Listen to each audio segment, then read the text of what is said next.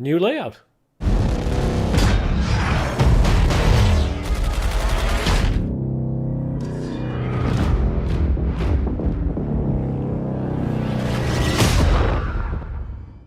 Hello tube dwellers and welcome. I'm the Arcadean and this is Mabinogi Duel. This week's deck features another Beastkin card. This time it's Dark Beastkin Mino +1. This card is well known and feared for very good reason. So let's take a look at the deck, shall we? First of all, we have Leopard, standard 1-cost creature. Gold Hyena would also work very well there.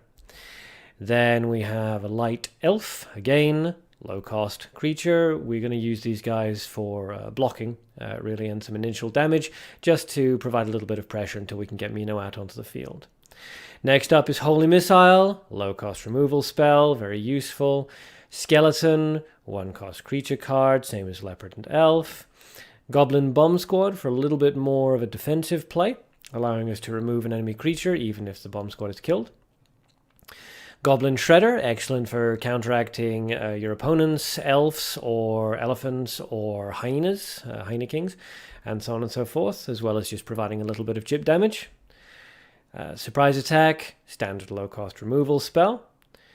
Zombie, to act as a wall with the change to them fairly recently. They no longer drain darkness whenever they're killed and resurrected. Instead, they have their own soul stones, meaning that your opponent has to kill them twice to get them off the field. A Dark Drag to Hell is an emergency removal, not to be used when our big creatures are on the field, unless it's Mino, in which case he doesn't really care. Flame Emission, Area of Effect removal, need to have one of those. Seigi from the TBT collaboration pack. This guy is kind of a bit of a jack of all trades. He's a bit of a wall, he's a bit of a fighter, he's just a little bit of everything. He's also, which a lot of people don't know, very, very effective against like large creatures such as the Doom Machines or Jurgens or even other Minos.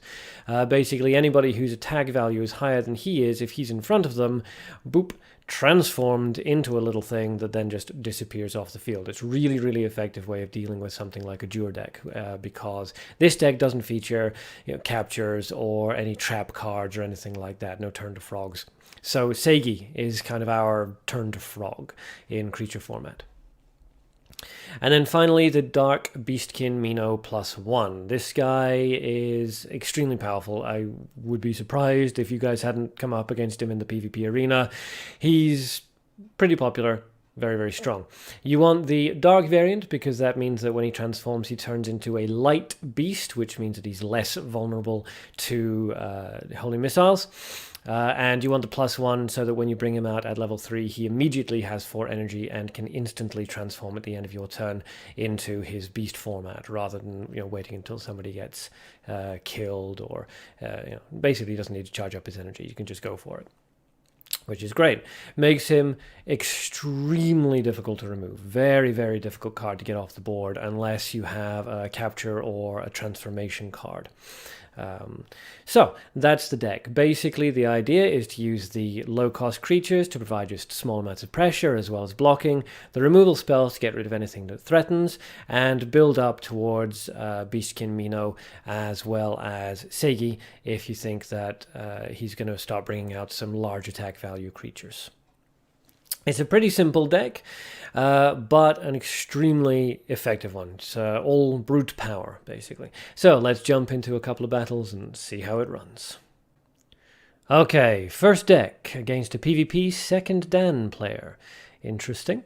Using the neutral hero. Okay, so he's got blue and darkness. He starts out with a Book of Knowledge, so yeah. We can... what is this? This could be... Shushu, this could be a Jur Finale. We'll drop the Leopard, which immediately gets killed with the Drag to Hell, just to put some pressure on the board. So it goes, unfortunately. But we can't let him just go unchallenged, so we'll drop the Elf, hoping that he doesn't have a heavy offering, and even if he does, he'll choose to level up, which he does instead. Excellent. So, we don't really have anything else that we want to put down, so we'll just charge up, get ready to level up ourselves and get a little bit of damage off. And it is the Shushu deck. Okay, so Mana Shushu +1 comes out, immediately discards, and gets the spell discard, which causes a dead to be summoned onto the field. And then, oh, okay, to the grave, discards random cards. Interesting. All right. Well, we don't really mourn the loss of our Goblin Bomb Squad, so we'll just level up.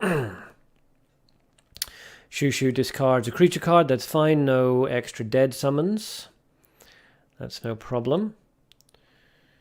The dead is going to kill our elf before our elf kills it, unfortunately, but so it goes. Okay, so he's discarded. Could be counter spell, could be counter summon, could be freeze trap, could be none of those things.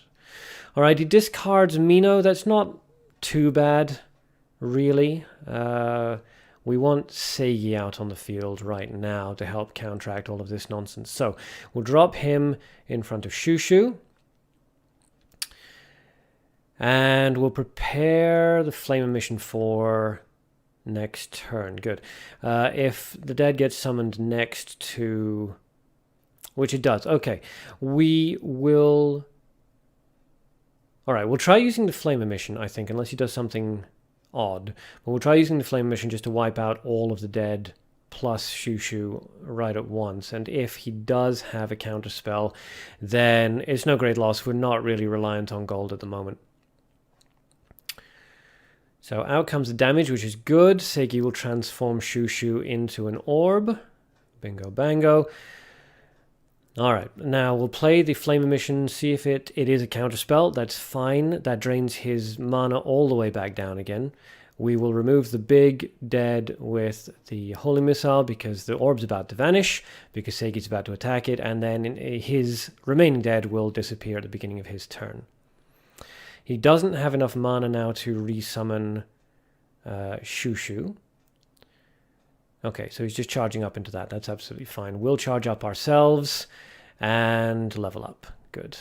And now we're equal levels. He hasn't overtaken us in that, and we are winning in terms of resources and HP. Okay, so he drops.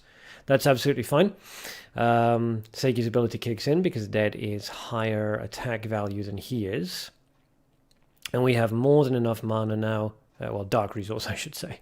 We have more than enough dark resource now to summon Mino. So, revive out of the grave, which also hurts him.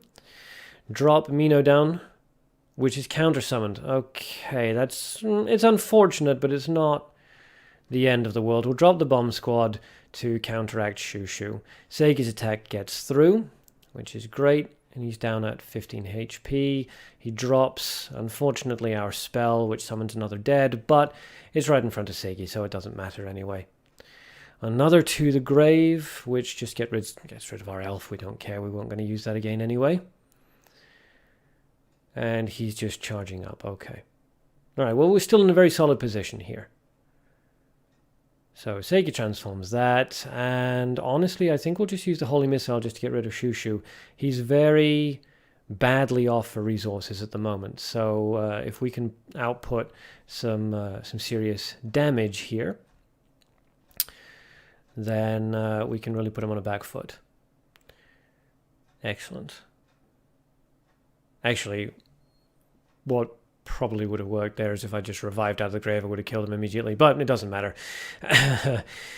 So we just charge up 3 times and land the finishing blow. Excellent. Good. Yes, well done, Seigi. And that is Beastkin Mino, although we didn't really see him, versus Shushu. On to fight 2. Okay, fight number 2 against first Dan Francis Nunez from Brazil, I think it is. The flag's a bit hidden. Using the Tina hero. Gold, mana, and darkness. Okay. Okay. That could be anything, really. Oh, wow. Okay. And the mana mutant lizardman archer. Very interesting. We generally don't see archers, period. Certainly not lizardmen archers. So we'll play the elf, not in front of the lizardman archer, because the archer is going to hit the elf, which is not going to give her experience, but the elf will hit Tina, which is going to give us experience. So we'll take the damage output. She discards gold. I'm going to assume that summoning commission. That's generally why people are discarding gold. So since it's going to cost 1 to cast, let's play... Yep, there we go. Let's play the bomb squad. She makes no profit on the summoning commission, and now it's got grave cost on it. Okay, so our bomb squad now provides a secondary target for the archer to hit, and hopefully he'll go for that. Because if he kills the bomb squad, then he would die. But she just played another bomb squad. So her bomb squad is going to survive this regardless. Our bomb squad may survive this if the lizard man shoots the elf. Let's see. Yep, she levels up to 2. Lizard man shoots the bomb squad. That's unfortunate. It's not a big deal, but it would have been nice to have had one of our creatures survive this. So there's nothing really we can do there. We'll charge up into gold, which heals us, but we haven't taken any damage. And again, that's nice. So our resources are pretty well balanced with an emphasis on dark, which is good, because that means that we're solid for Mino, but we can also probably play a zombie. Yeah, we can play a zombie to block the bomb squad next turn. And she is really charging into darkness, which is quite interesting. So are we looking at a Jurgen, another Mino, an Ultimate Grim Reaper? I'm not sure. We'll play the zombie, and that will effectively block the bomb squad. Zombie will kill bomb squad kills zombie, zombie resurrects. She's thinking about it. Charges into mana.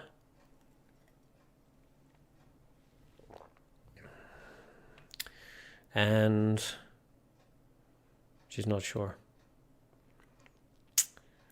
Will she play a creature? Will she try again for the summoning commission? Looks like she's tried again for the summoning commission. Okay, so let's bait that out with a low-cost creature. We'll charge up just to see what we get. That's fine. So we're leaning towards gold. So let's drop our leopard. That's the word. And out comes the summoning commission. She actually makes a loss on that summoning commission, which is great. Zombie kills bomb squad kills zombie, zombie resurrects. Has no more soul stones, but now we've got a pretty decent offensive presence on the board. She is really hoarding that dark, so she might level up and then play immediately into something. She's dropped into mana. Okay, so I don't think I really mind, unless it's a counter summon. It doesn't seem like a counter summon kind of deck. I don't think it really... Oh, okay, Doom Machine Core. Interesting. Well, as mentioned in the intro, we're not too concerned about that, honestly, because Seigi can counter it very well. So we'll level up to 3. We'll play Mino just to get some immediate pressure on. That's going to activate the Doom Machine's ability, but we don't really mind. Doom Machine will kill zombie, and that'll cut us a path to drop Seigi down.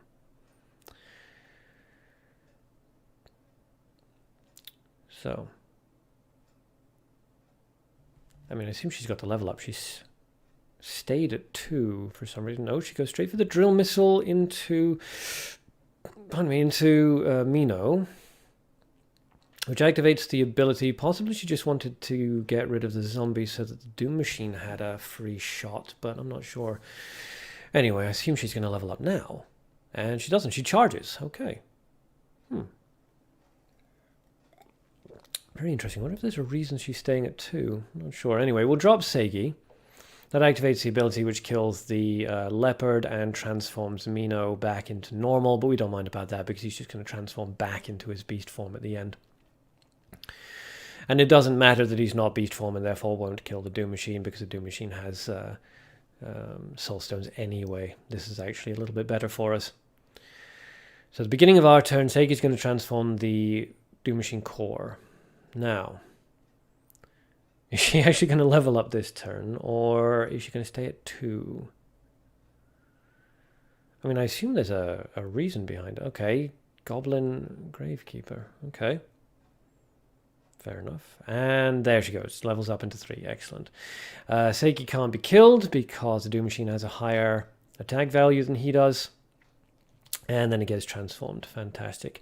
We'll just do this. I know this is going to give her 2 darkness resource.